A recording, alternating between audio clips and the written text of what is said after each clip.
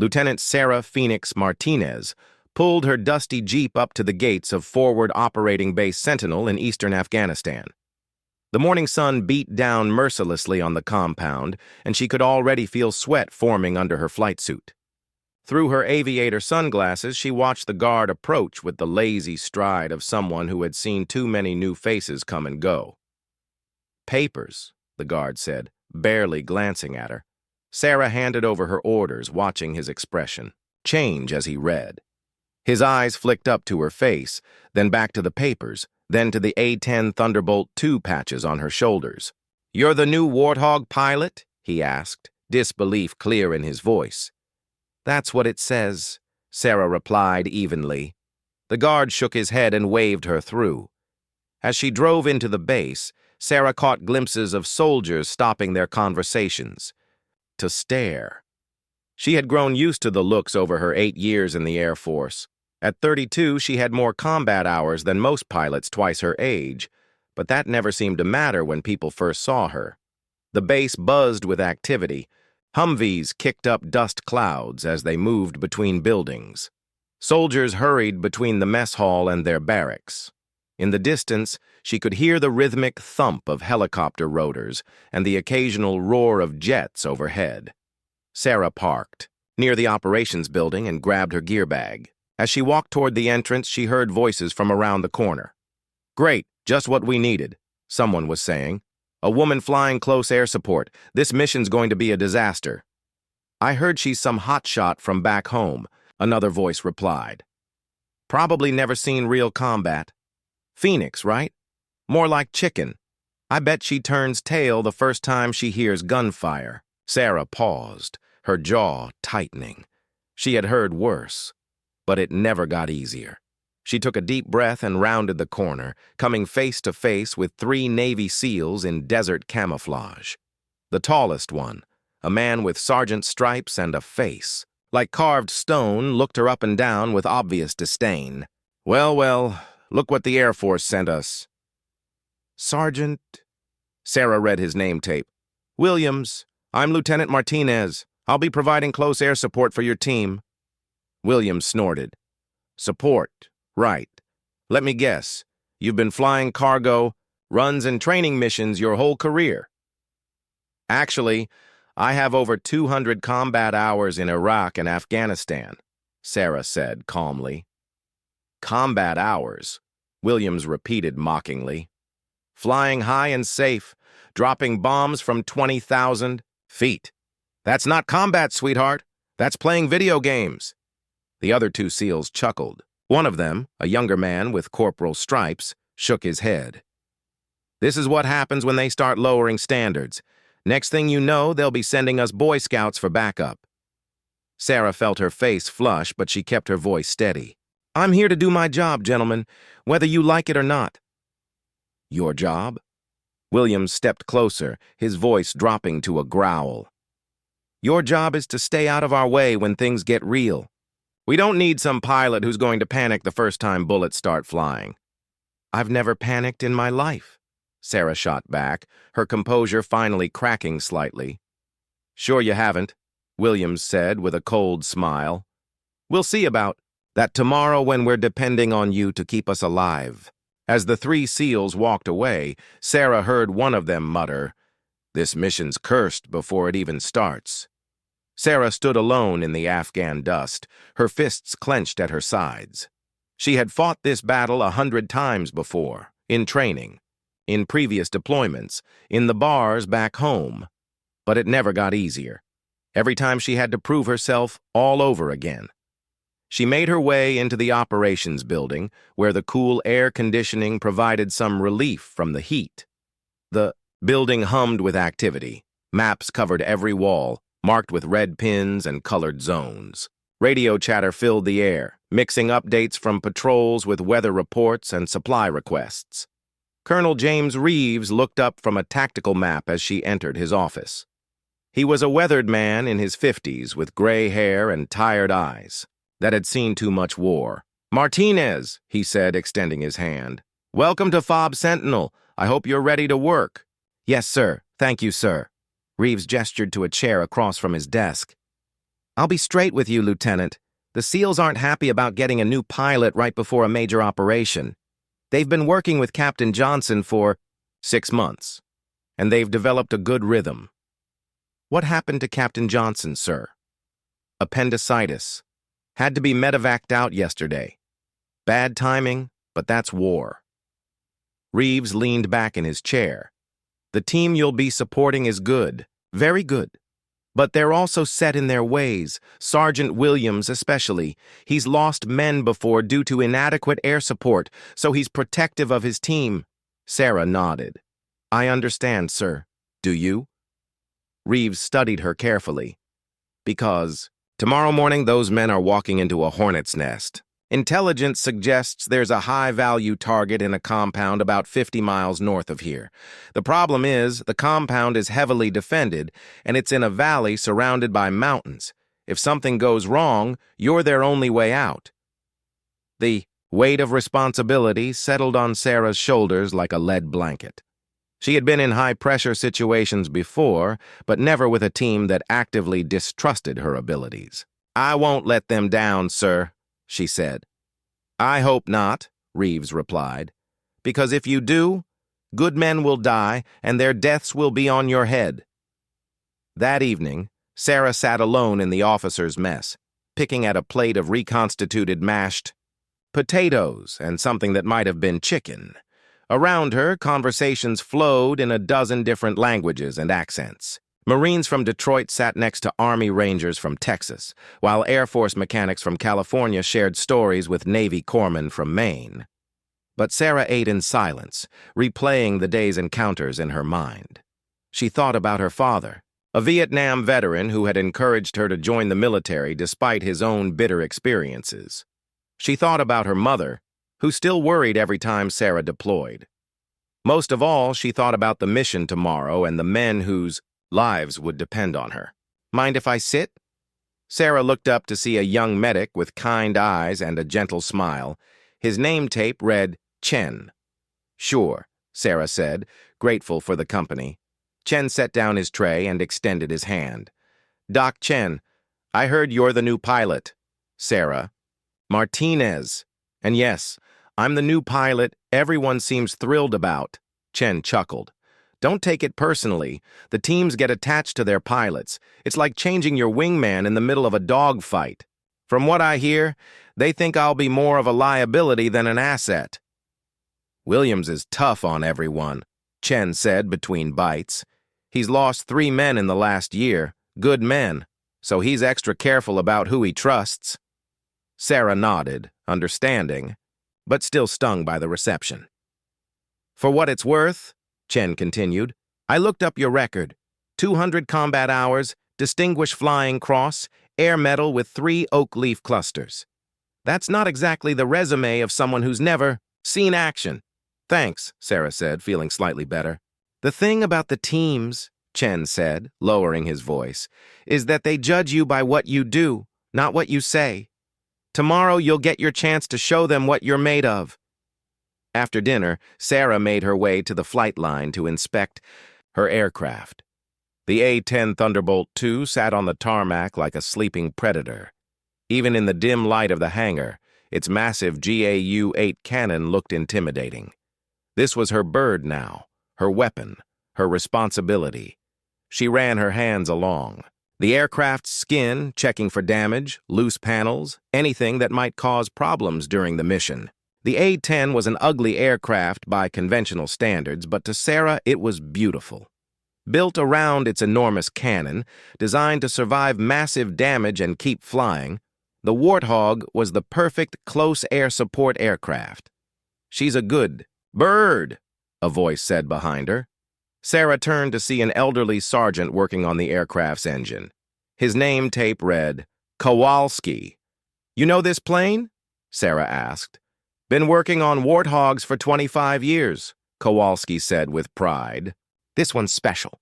She's been hit by everything from small arms fire to SAMs, and she just keeps flying. Never let a pilot down yet. Good to know, Sarah said. Kowalski climbed down from his ladder and wiped his hands on a rag. Word is the SEALs aren't too happy about the switch, so I've heard. Don't let it get to you, ma'am. I've seen pilots come and go, and the best ones aren't always the ones who look the part. Sometimes the best warriors come in unexpected packages. Sarah smiled for the first time all day. Thanks, Sergeant. Just bring her home in one piece, ma'am, and bring yourself home too.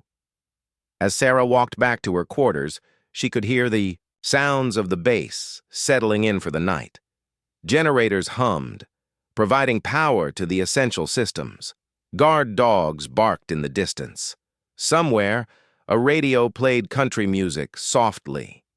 In her small room, Sarah laid out her flight gear and studied the mission briefings one more time.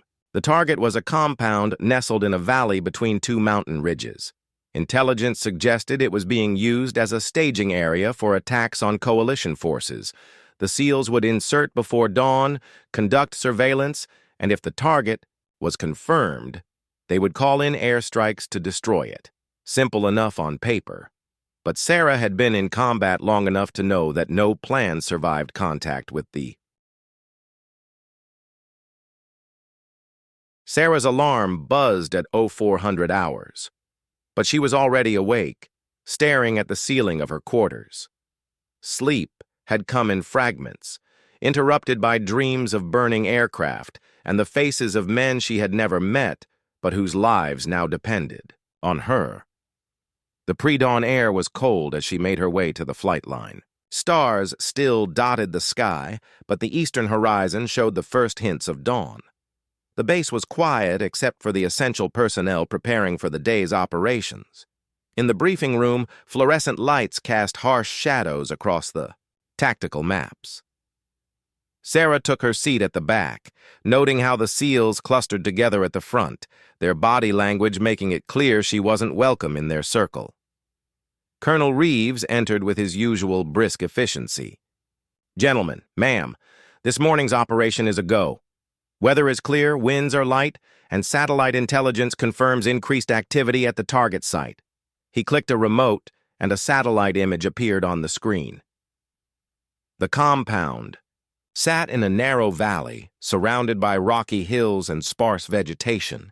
The target is here. Grid reference, November Victor 7742.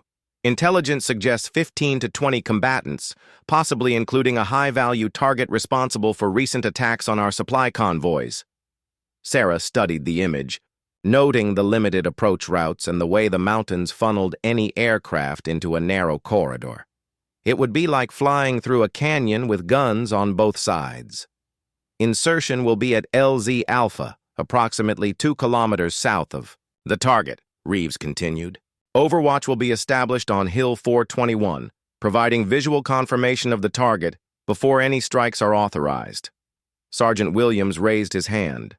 Sir, what's our extraction plan if things go sideways? Primary extraction is LZ Bravo, 1 kilometer east of the target. Secondary is LZ Charlie, 3 kilometers north. Phoenix will provide close air support and cover for extraction if needed. Sarah caught the skeptical look Williams exchanged with his teammates. She could almost hear their thoughts. If they needed extraction, could they count on her to get them out alive? Questions? Reeves asked. Sir, Williams said, his voice carefully neutral. What's Phoenix's experience with close air support in mountain terrain? All eyes turned to Sarah. She felt the familiar flush of anger, but kept her voice steady. Extensive, Sergeant. I've conducted CAS operations in both Iraq and Afghanistan, including mountain environments similar to this one. Similar isn't the same, Williams replied. The valleys here create wind shear that can slam an aircraft into a mountainside before the pilot knows what hit them. I'm aware of the challenges, Sarah said, her patience wearing thin. Are you? Williams stood up, his full height imposing, even in the briefing room. Because when we're pinned down and calling for help, we need to know our pilot won't choke when things get hot. Sergeant Williams, Colonel Reeves interjected sharply. Lieutenant Martinez has my full confidence. Unless you have specific tactical concerns, we're moving forward as planned. Williams sat down, but his expression made it clear the conversation wasn't over. After the briefing, Sarah made her way to the flight line where Sergeant Kowalski was, completing the final pre-flight inspection of her A-10. "She's ready to go, ma'am," he said, patting the aircraft's nose. "Full load of 30mm Mavericks on stations 3 and 9, and a full tank of gas. Everything you need to ruin someone's day." "Thanks, Sergeant." Sarah began her own inspection, running through the checklist she had memorized years ago. Every rivet, every panel, every system had to be perfect. As she worked, she noticed the SEALs loading into their helicopter at the far end of the flight line. Even from a distance, she could see the precision of their movements, the way they worked together like parts of a well-oiled machine. These were professionals, warriors who had earned their reputation through blood and sacrifice, and they thought she would let them down. 20 minutes later, Sarah was strapped into her cockpit, running through her engine start procedures. The twin turbofan engines spooled up with a familiar whine, and she felt the comforting vibration of 30,000 pounds of aircraft coming to life around her. "Phoenix Tower," came the voice in her headset. "You're cleared to taxi runway 09. Contact departure on frequency 254.7. Tower Phoenix, taxi approved, switching to departure." As she taxied to the runway, Sarah caught a glimpse of the SEAL helicopter lifting off from the other side of the base. They would reach the insertion point while she was still climbing to altitude, giving them time to set up their overwatch position before she arrived on station. "Phoenix, departure. You're cleared for takeoff. Runway 09. Contact Overlord on frequency 237.9 once airborne." Phoenix cleared for takeoff. Sarah pushed the throttles forward, feeling the powerful engines push her back into her seat. The A-10 accelerated down the runway with surprising speed for such a large aircraft. At 140 knots, she pulled back on the stick and felt the familiar sensation of leaving the earth behind. Afghanistan spread out below her as she climbed, a landscape of brown mountains and empty valleys that had swallowed armies for thousands of years. The morning sun cast long shadows across the terrain, highlighting ridgelines and hiding valleys in darkness. Overlord, Phoenix checking in, flight level 150, weapons hot, standing by. Phoenix, Overlord. Good morning. Proceed to holding area whiskey. Viper team is inserting now, establishing overwatch. Phoenix copies, proceeding to holding area whiskey. Sarah banked the aircraft toward the target area, flying a racetrack pattern at 15,000 feet. From this altitude, she could see the entire valley where the SEALs would be operating. The compound looked like a small collection of buildings surrounded by a low wall, innocent enough from the air. But Sarah had learned not to trust appearances in Afghanistan. Behind those walls could be anything from a family farm to a terrorist training camp. "Phoenix, Viper 6, came Williams's voice over the radio, tense and professional. "Viper 6, Phoenix, go ahead." "We're in position on the overwatch. Target appears active. I count at least 12 military-age males, weapons visible. Requesting you stand by for immediate close air support." Sarah's heart rate quickened. This was it. The moment she had been preparing for since she arrived at the base. "Viper 6, Phoenix standing by. What's your current position?" "We're on hill. 4.21. Grid November, Victor 7728. Target building is the large structure in the center of the compound, bearing 090 degrees from our position." Sarah consulted her map and located the SEALs' position.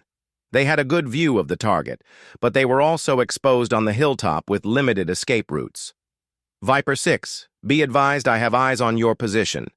How do you want to work this?"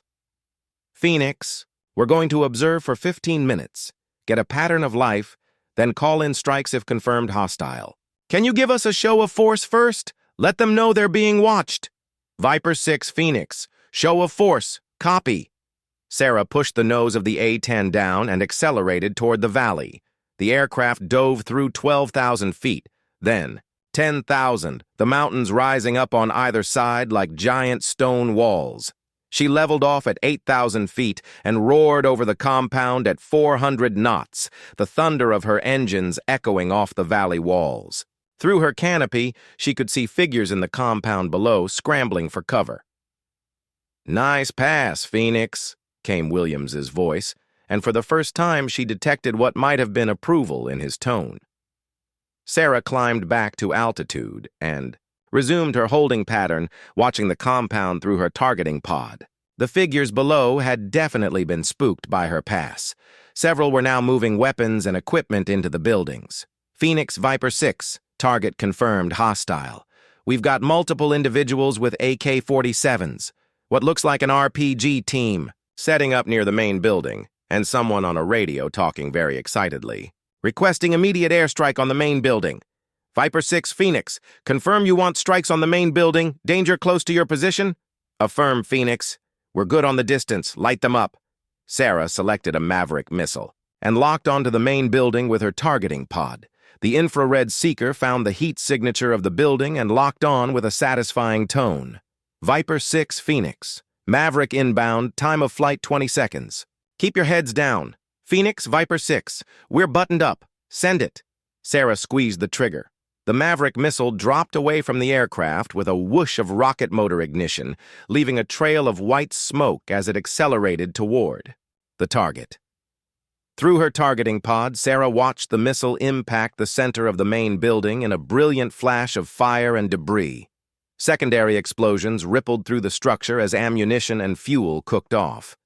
"Holy shit!" came an excited voice over the radio. "Phoenix, that was right on target. Nice shooting." Language Corporal Martinez, Williams cut in, but even he sounded impressed. "Phoenix, excellent work. Stand by for battle damage assessment." Sarah felt a surge of pride and relief. The shot had been perfect, the kind of precision that saved lives and accomplished missions. Maybe now the SEALs would start to trust her. But her satisfaction was short-lived. "Phoenix? Viper 6? Williams's voice was tight with sudden urgency. "We've got a problem. Multiple vehicles." Sarah Martinez stepped off the Greyhound bus in Cedar Falls, Texas, with nothing but a worn duffel bag and a fresh start ahead of her. The small town stretched out before her like something from a postcard. White picket fences, American flags, hanging from front porches, and a main street that looked like it hadn't changed since the 1950s. She pulled her sleeve down instinctively, covering the intricate tattoo that wrapped around her right forearm. At 28, Sarah had seen more of the world than most people in Cedar Falls would see in a lifetime. 3 tours in Afghanistan as an Army medic had left her with skills that could save lives and memories that haunted her sleep. But now, she was just another newcomer looking for work in a town that prized tradition above all else. Her first stop was Miller's Diner, where a help-wanted sign hung crooked in the window. The bell above the door chimed as she entered, and conversations stopped mid-sentence. Sarah was used to being stared at, her dark hair pulled back in a neat bun, her posture straight as a rifle barrel, and her brown eyes that seemed to see everything at once. But these weren't the respectful glances she'd earned in the military. These were the suspicious looks of people sizing up an outsider. "Can I help you, honey?" The voice belonged to a woman in her 50s with bleached hair and a name tag that read, Dolores. Her smile was polite, but guarded. "I'd like to apply for the waitress position," Sarah said, her voice steady and clear. Dolores looked her up and down, taking in Sarah's clean jeans and pressed shirt. "You got experience?" "Some customer service. I'm a hard worker, always on time, and I learn fast." "Well, I suppose we could use the help." Dolores handed her an application. "Fill this out and I'll show it to Frank. He's the owner." Sarah sat in a corner booth, aware that several patrons were still watching her. As she filled out the form, she caught snippets of whispered conversations. "Wonder where she's from. Doesn't look like she's from around here. Probably just passing through." When she reached the section asking about military service, Sarah paused for only a moment before checking yes and writing U.S. Army 2015-2023 Honorable Discharge. She wasn't ashamed of her service, even if some people didn't understand it. Frank Miller emerged from the kitchen, wiping his hands on a grease-stained apron. He was a large man with thinning hair and skeptical eyes. So you want to work here? Huh? Yes, sir. I'm reliable and I work well with people.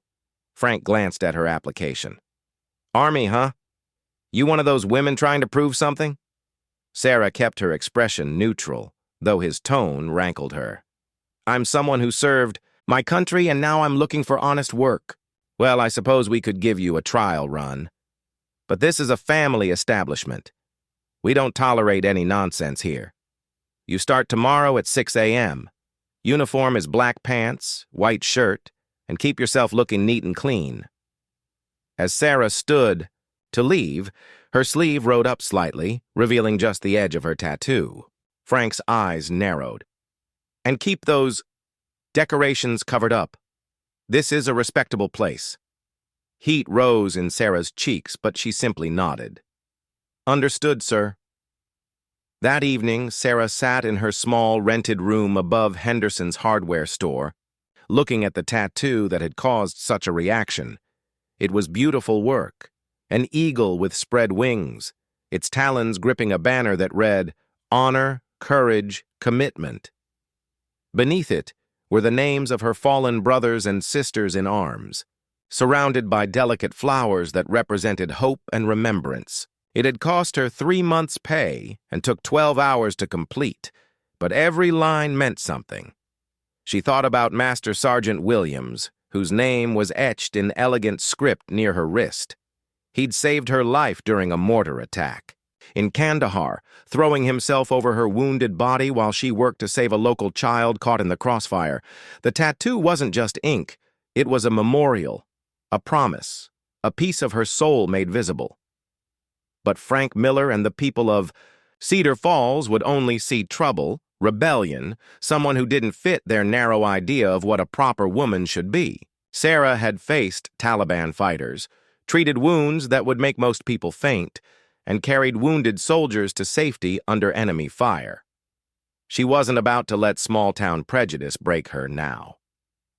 The next morning, Sarah arrived at Miller's diner 15 minutes early, her tattoo carefully concealed beneath a long-sleeved white shirt despite the Texas heat. Dolores showed her the ropes, which tables belonged to which regular customers, how Frank liked the coffee prepared, and the unspoken rules that governed the social order of the establishment. Now, honey, Dolores said, lowering her voice, most of these folks have lived here their whole lives. They're good people, but they're set in their ways. Just keep your head down, do your work, and you'll get along fine. Sarah nodded, understanding the subtext. Don't rock the boat. Don't stand out. Don't give them any reason to find fault with. You. The morning rush brought a steady stream of customers. Construction workers grabbing coffee before heading to job sites, mothers dropping their children at school, and retirees settling in for their daily gossip sessions. Sarah moved efficiently between tables, refilling coffee cups and taking orders with a smile that never quite reached her eyes. It was during the lunch rush that she first encountered the Hawkins brothers. Tom and Jerry Hawkins owned the largest construction company in the county and considered themselves the unofficial kings of Cedar Falls. They swaggered into the diner like they owned the place, their work boots dirty and their voices loud. Well, well, Tom said, looking Sarah up and down as she approached their table. Who's the new meat? I'm Sarah, your server today. What can I get you, gentlemen? Jerry laughed, a sound like grinding gravel. Listen to that. Gentlemen, she's got manners, I'll give her that. Sarah kept her expression pleasant as she took their orders, but she could feel their eyes following her as she walked away. When she returned with their food, Tom deliberately knocked over his water glass. Oops, he said with a smirk. Guess you better clean that up, sweetheart. As Sarah bent to wipe up the spill, she felt her sleeve ride up slightly. Tom's sharp eyes caught the glimpse of ink beneath the fabric. Hold on there, he said, grabbing her wrist. What have you got hiding under there? Sarah pulled her arm back quickly, but it was too late. It's nothing. Nothing? Jerry leaned forward, interested now. Come on, don't be shy. Let's see what kind of artwork you're sporting. Please let me finish cleaning this up, Sarah said, her voice still steady but with a steel edge that made other customers look over. Tom wasn't deterred. "I bet it's some kind of gang tattoo. Or maybe one of those feminist statements. What do you think, Jerry?" Frank Miller had been watching from behind the counter, and now he approached with heavy steps. "Is there a problem here?" "Just curious about your new girl's hidden decorations," Tom said. "She seems real eager to keep them covered up." Frank's face darkened as he looked at Sarah. "I thought I made myself clear about that." "You did, sir. It's covered." "Not covered enough, apparently."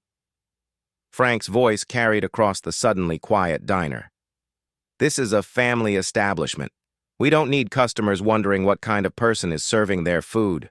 Sarah felt every eye in the place on her. The shame and anger warred in her chest, but she forced herself to remain calm. "I understand, sir. It won't happen again." As she walked back to the kitchen, she heard Tom Hawkins call out, "What do you bet it's some kind of prison tattoo? Or maybe she's one of those army girls who thinks she's tough as a man." Laughter followed his words, and Sarah's hands shook slightly as she refilled coffee pots. She'd faced down insurgents and treated casualties under fire, but somehow this felt worse. This felt personal in a way that combat never had. The rest of her shift passed in a blur of whispered comments and sideways glances.